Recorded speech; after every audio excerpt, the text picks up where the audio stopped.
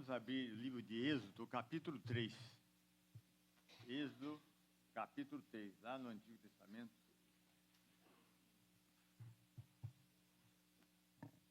Eu sou baixinho. Boa. Moisés, versículo 1.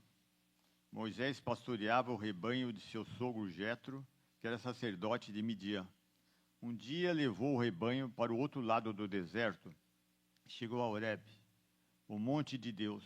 Ali o anjo do Senhor lhe apareceu numa chama de fogo que saiu do meio de uma sarça.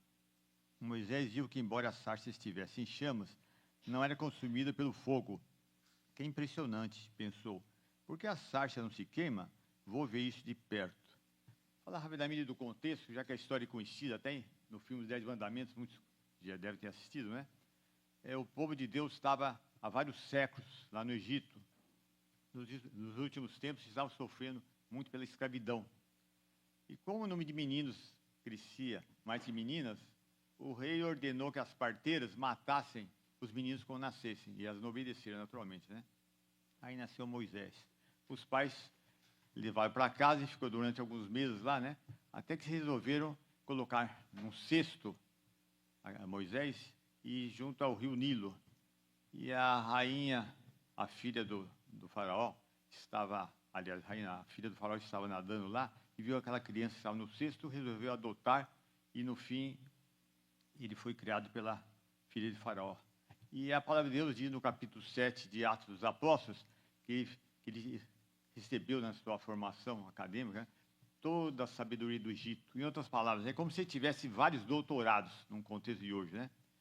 Com 40 anos ele estava pronto até para governar o Egito, né? E ele foi visitar o povo dele e viu que um egípcio estava maltratando um hebreu. E ele matou o egípcio para ajudá-lo. Aí, tempos depois, ele viu dois israelitas brigando. Ele falou: vocês são... Como é que vocês podem brigar entre vocês? Deu uma dúvida neles, né? Ele fala: quem é você para querer habitar entre nós, né? Você vai matar um de nós como se fez com o egípcio? Aí ele ficou preocupado, né? E o faraó ficou sabendo e queria matar Moisés. Então ele fugiu. Então ele tinha 40 anos. Fugiu, foi para Midian. E quando nós entramos no nosso texto aqui, Deus, no caso, ele permitiu que ele ficasse na escola do deserto, onde iria ser moldado para poder um dia ser o líder que iria ajudar a libertar o povo, né? E durante 40 anos, se tornou mais humilde. Eu acho que quando ele estava lá no Egito, com todo o conhecimento que ele tinha, né? Criado pela filha do faraó, numa linguagem de hoje, ele ia achar que era o cara, né? Sou o cara, eu posso tudo, tal, né? Mas Deus fez que durante 40 anos ele se tornasse mais humilde. E uma coisa interessante também é o seguinte: veja o versículo 1 de capítulo 3, né? Moisés pastoreava o rebanho do seu sogro. Qual era a atividade dele? Imagina alguém que viveu naquele luxo todo, que tinha aquele status, todo aquele conhecimento, cuidava o quê? Num rebanho. E a situação dele era tão grande que o rebanho nem dele era do sogro. Reparem aqui, às vezes a gente não repara em certos detalhes, né? Pode ser o rebanho do sogro, nem dele era o rebanho, né? Que era sacerdote de Midian. Um dia levou o rebanho para o outro lado do deserto, quer dizer, um dia comum de atividade. Nada, não esperava por nada, Deus não disse que ia fazer nada, né?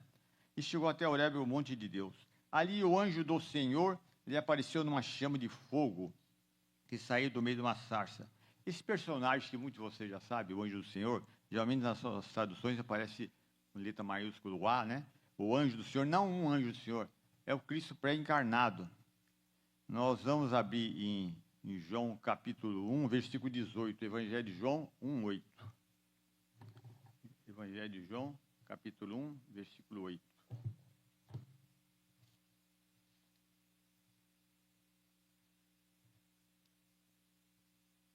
Aliás, 18.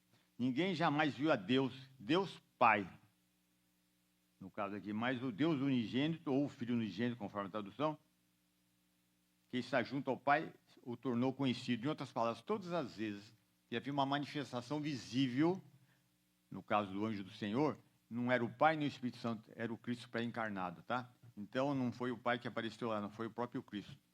E o interessante, voltando ao nosso texto, que esse personagem apareceu já no livro de Gênesis, quando a escrava Agar estava numa determinada situação difícil, e durante muitas passagens do Antigo Testamento ele aparece.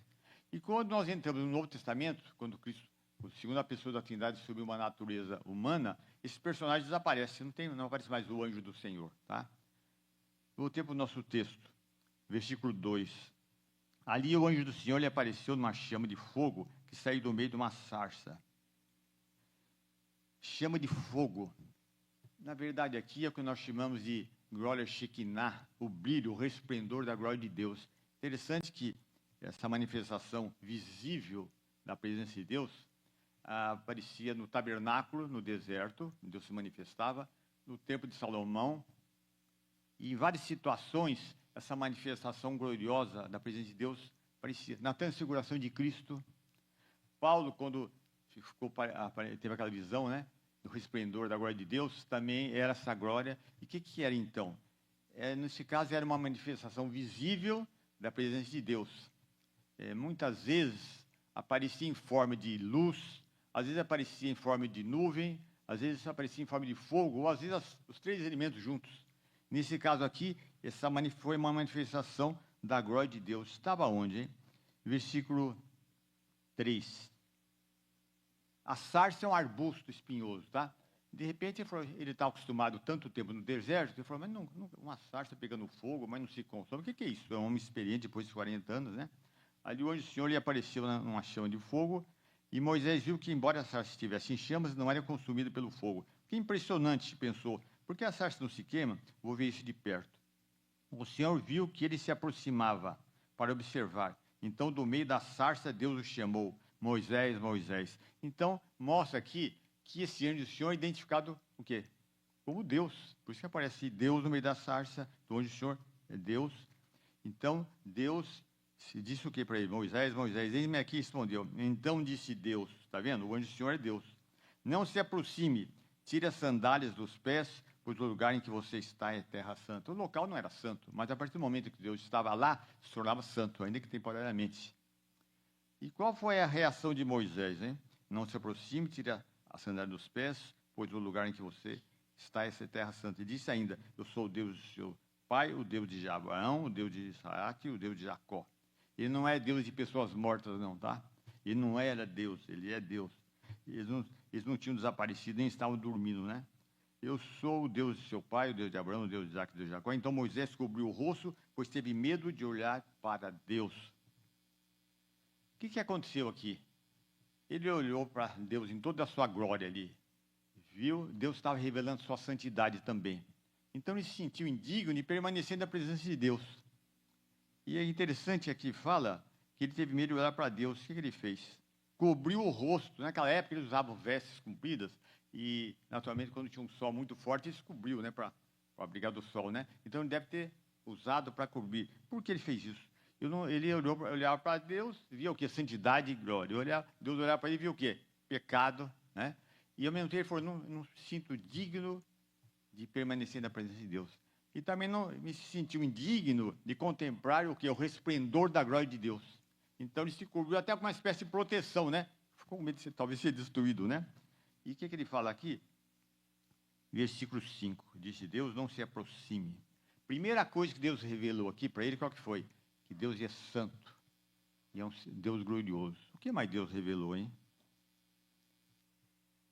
Veja o versículo 6. Disse, interessante quando ele cobriu também, foi uma atitude também de respeito e reverência, né? Versículo 6. Então Deus disse o quê? Eu sou o Deus de seu pai, o Deus de Abraão, o Deus de Jacó. Então Moisés cobriu o rosto, pois teve medo de olhar para Deus. Disse o Senhor, de fato tenho visto a opressão sobre o meu povo no Egito. Tenho escutado o seu clamor por causa dos seus feitores. E sei quanto eles estão sofrendo. Por isso desci para livrá-los das mãos dos egípcios. E tirá-los para uma terra boa e vasta, em que há leite e mel, quer dizer, fartura, né? Segunda coisa que Deus revelou para ele, qual foi a segunda coisa? Ele é um Deus que se lembra das suas promessas. Interessante, ele se lembra. Ele é um Deus fiel, ele cumpre as suas promessas. Ele é fiel à sua palavra, fiel ao seu povo. Então, duas coisas Deus revelou. Primeiro, eu sou santo e glorioso. Depois, eu sou um Deus fiel. Eu me lembro das minhas promessas e cumpro as minhas promessas. Interessante esse aspecto. Vamos abrir no capítulo 2 de Êxodo, versículo 23. Muito tempo depois morreu o rei do Egito, os israelitas gemiam e clamavam debaixo da escravidão. E o seu clamor subiu até Deus. Ouviu Deus o lamento deles e lembrou-se da aliança, está vendo? É um Deus que se lembra. Lembrou-se da aliança que fizeram com Abraão, Isaque e Jacó. Deus olhou para os israelitas e viu a situação deles. Um Deus que observa o sofrimento, lembra das promessas. E como foi feita essa promessa? Gênesis capítulo 15, versículo 13. Gênesis capítulo 15, versículo 13.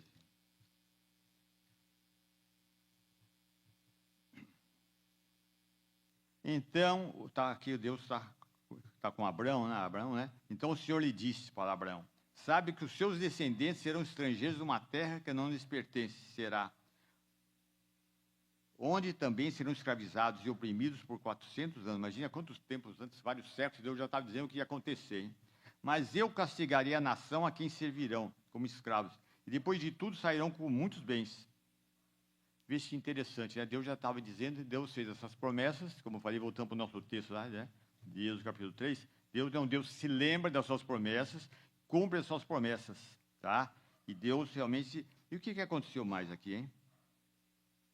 Versículo 9. Pois agora o clamor... Êxodo 9. Capítulo 3, versículo 9. Pois agora o clamor dos israelitas chegou a mim e tenho visto como os egípcios os oprimem. Agora o que acontece? Interessante. Antes que Deus convocasse ele para alguma missão, primeiro Deus revelou quem ele é. Interessante, assim Deus faz. Primeiro ele dá, a gente vê muito na palavra, há uma auto-revelação de quem ele é, alguns atributos e tal. Depois ele convoca a pessoa para alguma comissão, para alguma missão. Tá? Interessante. Primeiro Deus revelou sua glória, revelou a sua santidade, revelou que ele é um Deus fiel, que se lembra das promessas e cumpre as promessas. Aí ele deu a missão para ele. Qual foi a missão? Versículo 10. Vá, pois, agora eu envio a Faraó para tirar do Egito o meu povo, os israelitas. Está vendo? Ele não fez nada sem antes revelar quem ele era. E uma coisa interessante, aqui no versículo 9. Pois agora o clamor dos israelitas chegou a mim e tenho visto. É que fala da onipresença de Deus, né? Um outro atributo, né? Deus está em todos os lugares, está vendo o que está acontecendo, né? Moisés, porém, respondeu a Deus: quem sou eu para apresentar ao faraó e tirar os israelitas do Egito? E, naturalmente ele estava mais humilde, tudo, mas a missão era sobre-humana, né? Ele não estava nada interessado em cumprir essa missão. Ele não gostou muito da convocação, né? Mesmo Deus mostrando quem ele era, né? Versículo 12. Deus afirmou: eu estarei com você. Essa é a prova de que sou eu quem o envia. Quando você tiver o povo do Egito, vocês prestarão culto a Deus neste monte. Aqui mostra a onisciência de Deus. Ele sabia até o que ia acontecer. Que iriam lá, mais um atributo, a onisciência. Deus sabia também, né? Que eles iam prestar culto lá. Mas o que Deus fez para animá-lo, encorajá-lo? Eu estarei com você. Que é coisa mais importante que isso? Mais importante. Então a promessa da presença de Deus, né? É que nos dá consolo, encorajamento, né? Então Deus falou: não, para encorajá-lo, eu estarei com você. Mas não foi suficiente, né? Versículo 13. Antes, uma coisa importante. Eu falei que ele revelou a sua glória. Estão lembrados lá? Glória Shekinah, o brilho, o resplendor, né? O que seria a glória? No contexto que nós estamos falando. A majestade e o resplendor que acompanham a revelação da presença e do poder de Deus. É a majestade e o resplendor que acompanham a revelação da presença e do poder de Deus. É o que aconteceu aqui, né? Então, no versículo 13, Moisés perguntou: quando eu chegar diante dos israelitas e lhes disser: o Deus dos seus antepassados me enviou a vocês, e eles me perguntarem: qual o nome dele? Que lhes direi? Na verdade, o nome Senhor, que alguns dizem que a pronúncia seria Yahvé ou Javé, que nas traduções nossas parece tudo em maiúsculo, Senhor, maiúsculo, né? Já era conhecido já. Não era um Deus novo que estava se revelando para Moisés. Os patriarcas já conheciam a Deus, né, há muito tempo já. Não foi exatamente uma coisa que por acaso. Eles já conheciam o nome, mas não sabiam o significado profundo do nome de Deus. Então Deus diz aqui no versículo 14: disse Deus a Moisés: eu sou o que sou. E isso você dirá aos israelitas: eu sou, me enviou a vocês. O que significava esse nome? Toda essa profundidade. Por isso que eu falei, Abraão conhecia o nome Senhor. Isaac também e outros personagens conheciam. mas não sabia o significado profundo. E agora ele está revelando como o nome pessoal dele, o nome do Deus da aliança. E aqui tem o sentido que eu sou o que sou. Aquele que é imutável, sua vontade e sua essência não muda. Aquele que é eterno, sempre existiu. Aquele que é infinito, aquele que é autoexistente, ele tem em si mesmo a razão da sua existência e não em outro. Autoexistente, autossuficiente, tudo isso significa eu sou, imagina a riqueza de nome. E isso tudo eles não sabiam. E quando ele perguntou, na verdade, para Deus, qual o seu nome, na verdade é o seguinte: que tipo de Deus o senhor é? Qual o significado do seu nome? Ele queria saber, né? E aí Deus começa a revelar. E interessante que ele falou, eu sou o que sou. Nós vamos abrir em Evangelho de João, capítulo 8, versículo 58. João 8, 58.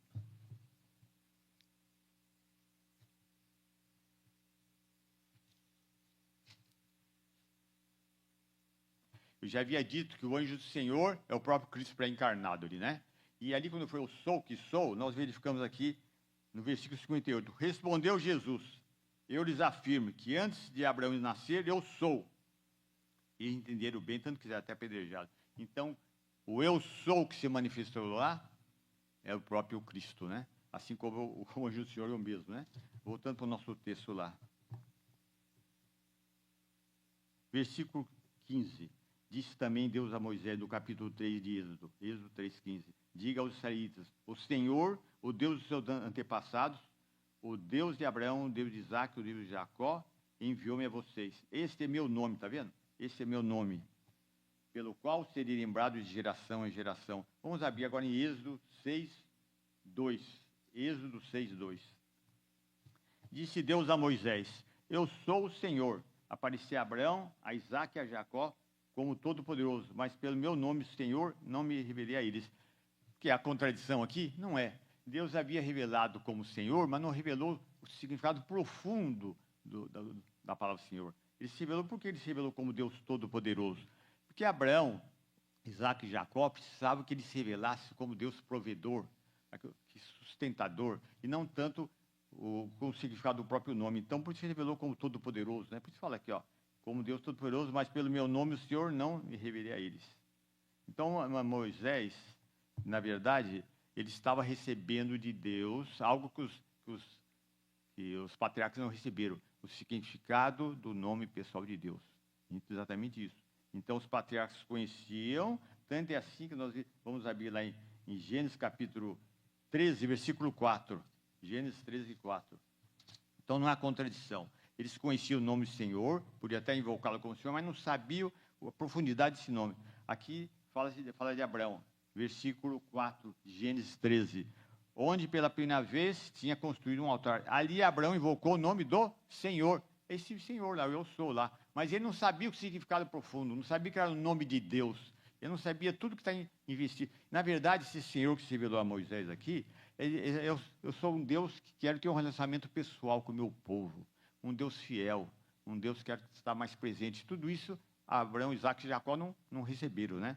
Por isso que aqui teve o privilégio de receber exatamente isso, uma revelação do significado do nome dele.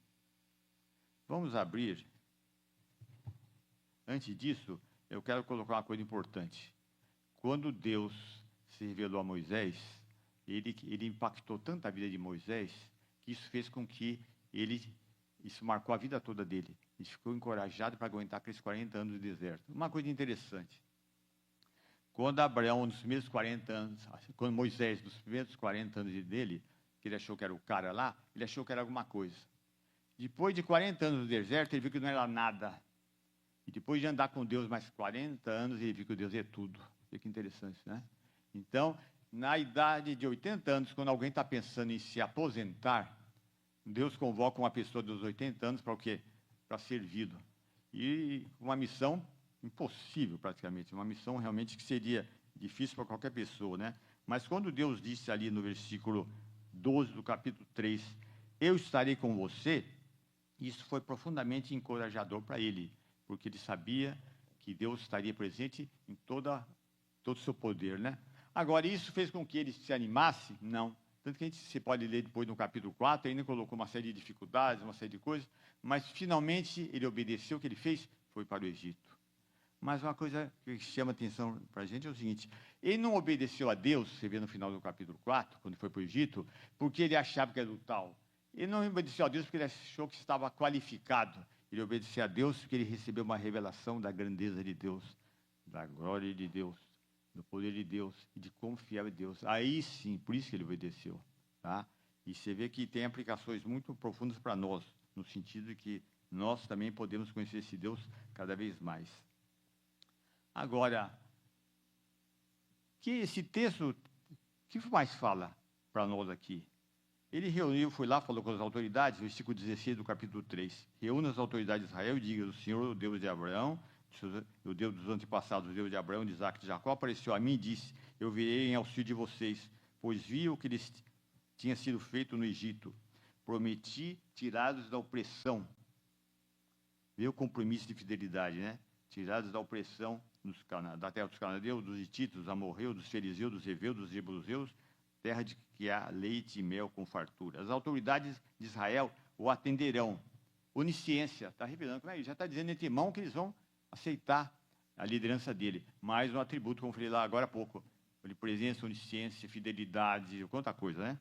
Autoridades de Israel o atenderão. Depois você irá com elas ao rei do Egito. Ele dirá: o Senhor, o Deus dos hebreus, está vendo o Senhor aqui, ou eu sou, veio ao nosso encontro. Agora deixe-nos fazer uma caminhada de 3 dias, adentrando o deserto para oferecermos sacrifício ao Senhor, o nosso Deus. Eu sei que o rei do Egito não deixará ir. Mais uma vez, onisciência.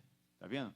Quantos atributos nós verificamos aqui? Eu sei que o rei do Egito não os deixará sair, a não ser que uma poderosa mão o force. Por isso estenderei a minha mão e ferirei os egípcios com todas as maravilhas que realizarei no meio deles. Onipotência. Deus ia demonstrar, através das pragas lá, o seu poder. Mais um atributo que nós verificamos, né? E também mostrando sua soberania. Eu vou fazer. Eu vou tratar o rei do Egito assim e tal. Soberano. Deus é soberano. Mostra a autoridade dele, né? Onipotência, soberania, né? Versículo 21. Farei que os egípcios tenham boa vontade para com o povo, de modo que quando vocês saírem, não sairão de mãos vazias. Quer dizer, poder novamente. Ele ia fazer com que eles fizessem. E no versículo 22 diz o que significa isso.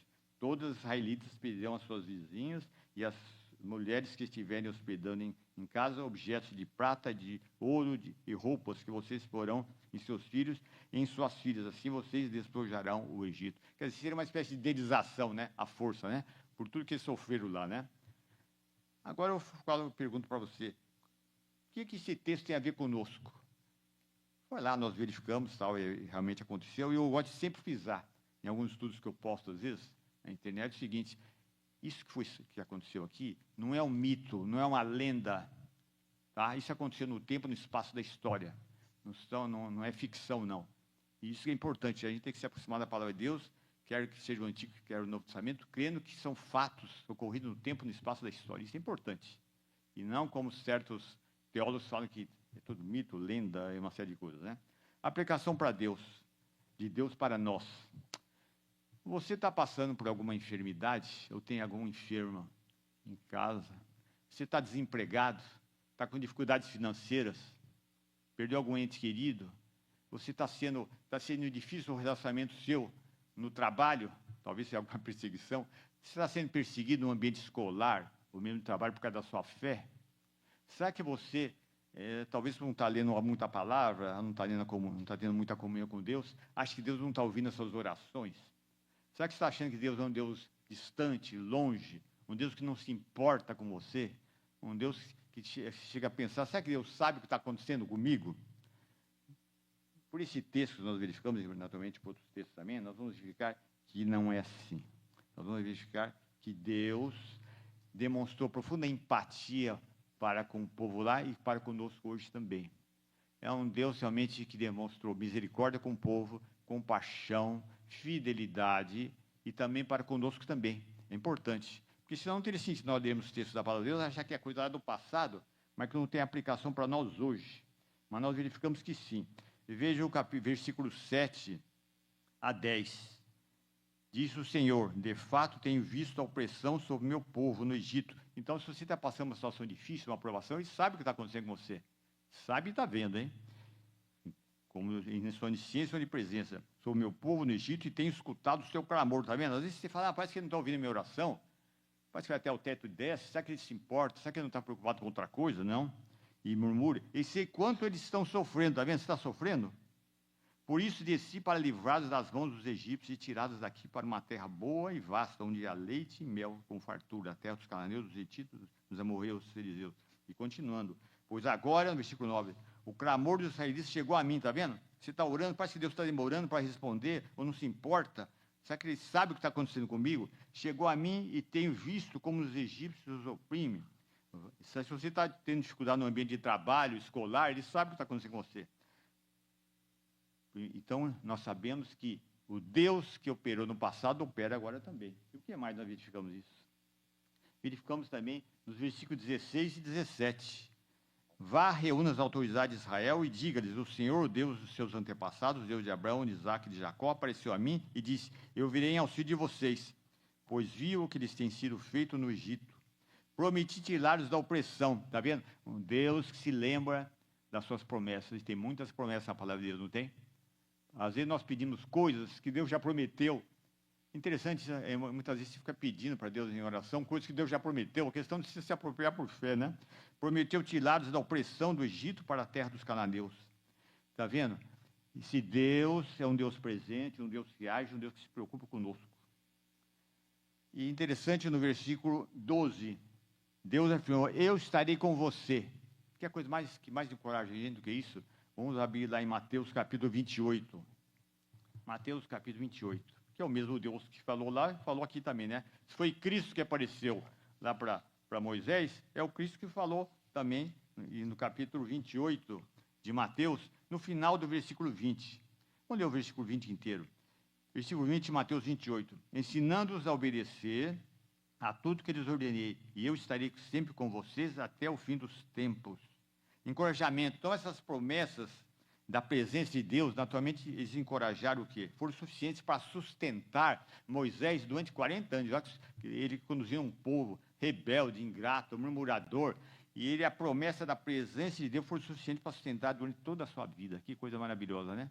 E o mesmo acontece conosco. Então, os crentes de todas as épocas podem ficar encorajados a saber o quê? Jesus falou o quê? E eu estarei sempre com vocês até o fim dos tempos. E não é só todos os dias, mas às 24 horas do dia está conosco. Que é a coisa que mais nos encoraja do que isso, quer dizer, um Deus que está sempre presente, com todos os seus atributos, né? O texto do nosso texto, no capítulo 3. Vamos abrir em Isaías, antes de tudo, Êxodo 3,14. O que Deus falou ali?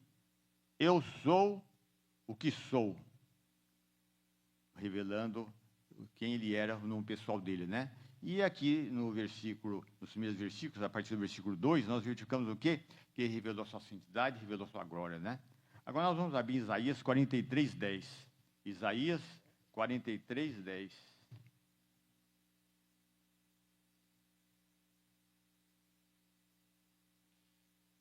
Veja que maravilha, aqui a partir do versículo 10, né? Acharam? Isaías capítulo 43, versículo 10. Vocês são minhas testemunhas, declara o Senhor. Quem? O eu sou, né? Javé. E meu servo a quem escolhi, está falando com o povo dele, né? Para que vocês saibam e creiam em mim, e entendam que eu sou Deus, vai vendo. Antes de mim, nenhum Deus se formou, nem haverá algum depois de mim. E eu mesmo sou o Senhor. Além de mim não há Salvador algum. Eu revelei, salvei e anunciei. Eu, e não um Deus estrangeiro entre vocês. Vocês são testemunhas de que eu sou Deus. Que maravilha, hein? Declara o Senhor. Desde os dias mais antigos eu sou. Não há quem possa livrar alguém da minha mão. Agindo eu, quem o pode desfazer? Infelizmente, muitas igrejas hoje estão perdendo a visão da grandeza de Deus. E é verdade, está meio empobrecido. O homem se tornou o centro do culto. Não é um culto cristocêntrico, é um culto antropocêntrico, muitas vezes, né? E o pior de tudo isso, que nós esquecemos de quem ele é. O Deus que se revelou para Moisés é o mesmo Deus que está se revelando hoje, inclusive pela palavra aqui. Deus é tão majestoso, grandioso, poderoso, soberano, agora como era na época de Moisés. Então, meus irmãos, nós precisamos ter uma visão renovada da grandeza de Deus diariamente, através da leitura, estudo e meditação da palavra de Deus. Porque senão, diante das provações, diante de uma série de coisas, nós somos fracos, humanos, passamos a murmurar ou duvidar uma série de coisas, essa visão renovada da grandeza de Deus, só através da leitura da palavra de Deus. É verdade ou não é? Mas você tem tido essa visão renovada da grandeza de Deus diariamente, quando você lê a palavra de Deus? Uma vez eu frequentei uma igreja, eu já falei uma vez aqui, vou falar outra vez, nem vou dizer que igreja que é, né? Que eles não liam a Bíblia a semana toda, porque eles deixavam a Bíblia num armário. Já falei aqui uma vez, ou foi outro local, né? A gente fala em tantos lugares, né? E as Bíblias ficavam no armário da igreja ali, né? Chegava no domingo, eles iam lá pegar para participar do culto, né? Então, o que comunhão que eles podiam ter durante a semana toda, se a Bíblia estava fechada no armário, né? Isso não é legal. Então, o que acontece? Você tem tido essa visão renovada da grandeza de Deus? Você tem crescido na graça e no conhecimento de Jesus?